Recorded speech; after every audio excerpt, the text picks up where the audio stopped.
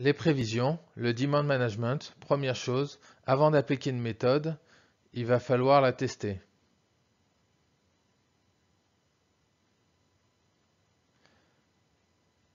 Dans tous les cas, il faut toujours tester la méthode avant de l'appliquer, avant de l'industrialiser, avant de l'utiliser comme référence. Forcément, il va falloir tester son efficacité pour être sûr que c'est la plus adaptée. Les prévisions sont toujours fausses. Effectivement, par définition, une prévision ne sera jamais juste à 100%.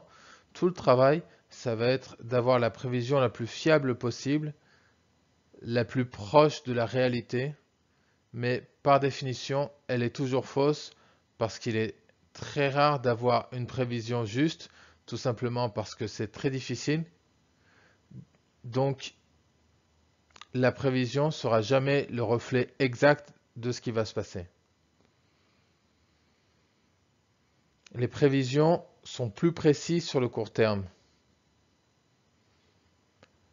On aura toujours plus de facilité à estimer les prévisions sur un horizon qui est proche. Vous aurez beaucoup plus de facilité à estimer vos consommations, vos ventes de produits pour les prochaines semaines, les prochains mois, que des prévisions pour dans 2 ans ou dans 3 ans.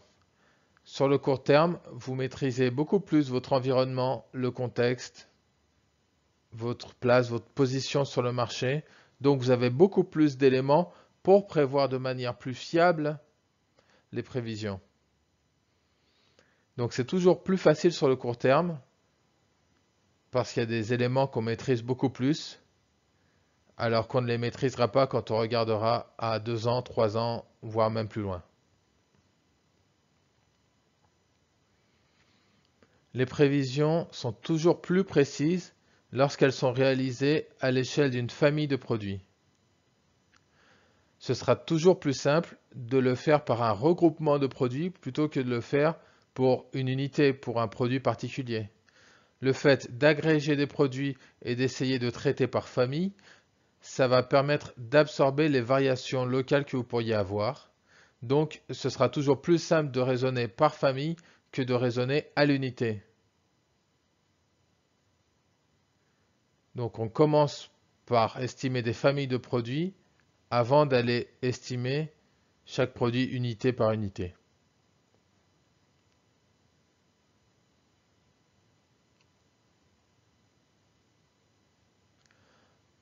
Lorsqu'on va parler de plan industriel et commercial, on va toujours raisonner sur des familles de produits. Pourquoi? Parce que l'horizon de travail d'un pic, il est sur plusieurs années.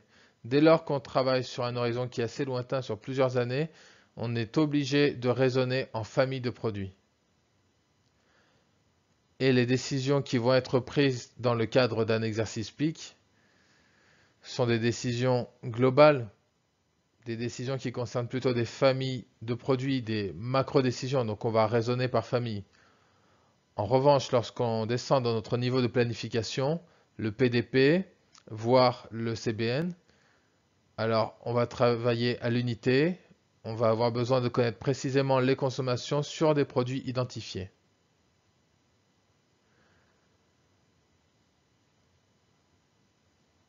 Chaque prévision doit comprendre une estimation de l'erreur.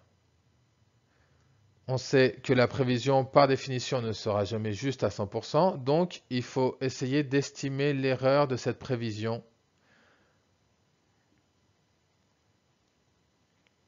On peut calculer un écart, on peut calculer une erreur moyenne, et calculer cet écart nous permettra de prendre un peu de recul sur les estimations, sur les prévisions que l'on réalise, et ça nous aidera à prendre des décisions.